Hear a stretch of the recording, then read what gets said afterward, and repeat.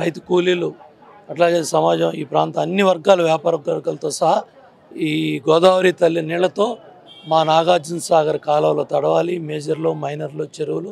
అదే చంద్రబాబు నాయుడు గారు 5,000 కోట్లు మన తెలుగుదేశం ప్రభుత్వ హయాంలో ఇవ్వటం, పనులు 4,101 కోట్లు జరిగాయి. అదేవిధంగా పేదవాడి ఇంటి కళ నెరవేరాలి.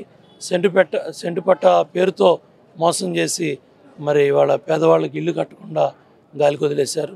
ఇవన్నీ కూడా రాబోయే రోజుల్లో తప్పకుండా ఈ పేదవాళ్ళ ఇల్లు కళ సాకారం చేయటం, ప్లస్ గోదావరి తల్లి నీళ్లు నాగార్జున సాగర్ కాలువలకి, మేజర్లకి, మైనర్లకి చెరువులు తీసుకురావడం అత్యంత ప్రాధాన్యత ఇచ్చి, ఏదైతే వాళ్ళు వదిలేసిన మరి పనులు చేయని రోడ్లు కావచ్చు, డ్రైన్లు కావచ్చు, సిమెంట్ రోడ్లు కావచ్చు, అత్యంత ప్రాధాన్యత ఇచ్చి అన్ని పనులు పూర్తి చేస్తాం. పోలవరం గురించి మీరు ఎంత కృషి చేశారు, ఇప్పుడు దాని గురించి పోలవరం 72% పనులు చంద్రబాబు నాయుడు గారు తెలుగుదేశం ప్రభుత్వ హయాంలో పూర్తి చేయడం జరిగింది.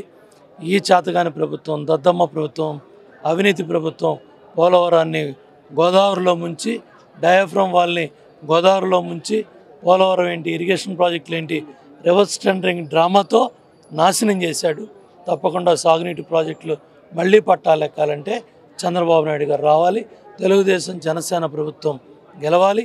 ఈ ప్రభుత్వాన్ని 160 అడుగులు గొయ్యి తవ్వి ఆ గొయ్యిలో పాతి పెట్టే విధంగా ప్రజలు సంసిద్ధంగా ఉన్నారు. ఈ జగన్ రెడ్డి సిద్ధానికే ప్రజలందరూ కూడా సంసిద్ధంగా ఉన్నారు. వై నాట్ 175 అంటారు జగన్కి, మీరేమంటారు?